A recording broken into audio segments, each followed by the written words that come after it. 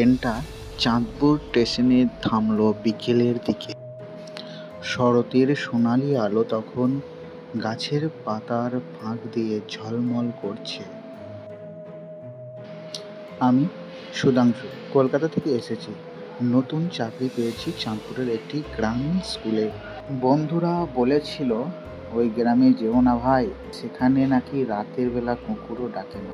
আমি হেসেছিলাম, কিন্তু এখন এই নিস্তব্ধ বাতাসে দাঁড়িয়ে মনে হচ্ছে কথাটা হয়তো একদমই মিথ্যে নয়। চাঁদপুর গ্রামের শেষ একটা পুরনো বাড়ি, সবাই একে বলে নীল বাড়ি। আমি থাকবো সেখানেই, কারণ স্কুলের কেয়ারটেকার বলল ওটাই খালি আছে, ভাড়া কম। প্রথম দিনই বাড়িটা দেখে মনে হলো যেন কারো চোখে চোখ রেখেছি। পুরনো কিন্তু যেন জীবন্ত। নীল রঙের দেওয়ালে শ্যাওলা ধরেছে, ছাদের নিচে বাদুড় ঝুলছে, বারান্দায় পা রাখতেই এক ঠান্ডা হাওয়া বয়ে গেল।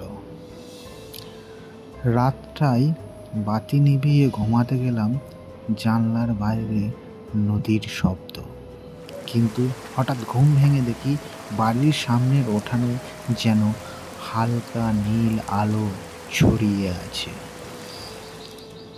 পরদিন স্কুলে গিয়ে গ্রামের ছেলেগুলোকে আমি বললাম, নীল বাড়িতে আলো জ্বলতে দেখলাম, তোমরা কি কিছু জানো?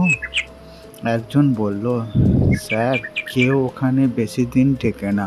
আর একজন মৃদু গলায় বলল, ওখানে এক মেয়ের আত্মা নাকি ঘুরে বেড়ায় রাত নামলেই।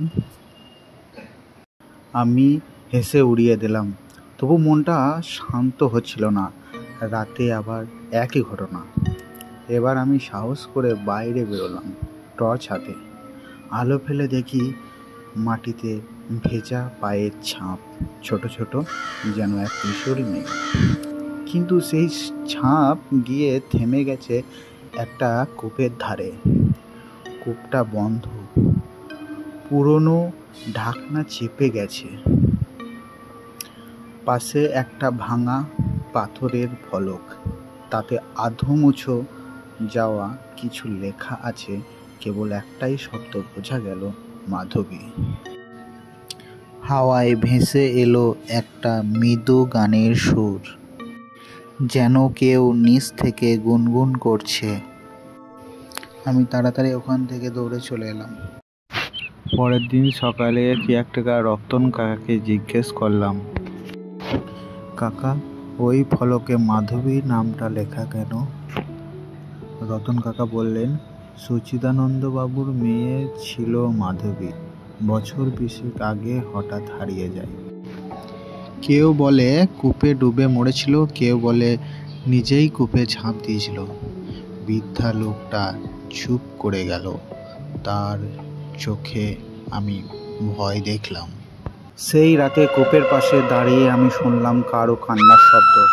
লণ্ঠন নিচু করতেই কূপের জলে এক মুখ ভেসে উঠল, ফ্যাকাশে, আধো চুলে ঢাকা, কিন্তু চোখ দুটি যেন চেয়ে আছে আমার দিকেই। এক বাতাসের ঝাপটায় আমার লণ্ঠনটি পড়ে গেল। আমি দৌড়ে ঘরে গিয়ে দরজা বন্ধ করে দিলাম, কিন্তু সারা রাত শুনতে পেলাম সেই কান্না বারবার। ভোরে গ্রাম জুড়ে হইচই। কেউ কূপের ধারে পেয়েছে এক সোনার চেন, চেনে ছোট নীল পাথর জোড়া। রতন কাকা দেখে দীর্ঘ শ্বাস ফেলল। রতন কাকা বললেন, এটাই তো মাধবীর চেন।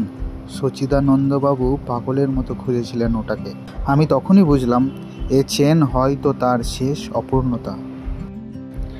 সেই রাতে বাতাস হঠাৎ ভারী হয়ে উঠল, দরজায় ঠক ঠক। আমি চমকে তাকালাম, নীল আলো জানলা দিয়ে ঢুকছে। তারপর এক নারী কণ্ঠ, এই চেনটা আমাকে ফিরিয়ে দাও।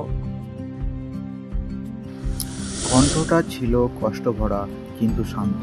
আমি চেনটা জানলার ধারে রেখে বললাম, নাও, তোমার যা প্রাপ্য। আলো মিলিয়ে গেল, বাতাস হালকা হয়ে গেল।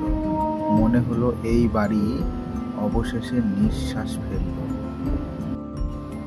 পরদিন কূপের ধারে দেখলাম অজানা নীল ফুল ছড়িয়ে আছে। গ্রামবাসীরা বলল, এরকম ফুল তারা কোনোদিন দেখেননি। সেই দিন থেকে নীলবাড়ির আলো আর জ্বলেনি। কয়েক মাস পর যখন চাঁদপুর ছাড়লাম, ট্রেনের জানলা দিয়ে দেখি দূরে ঝলমল করছে এক নীল ছায়া, যেন কেউ বিদায় জানাচ্ছে। ভালোবাসা হয়তো সময়ের গণ্ডিতে বাঁধা নয়, কিন্তু আত্মা শুধু মুক্তি খুঁজে অপেক্ষা করে, যতদিন না কেউ শুনে তাদের নীরব কণ্ঠ।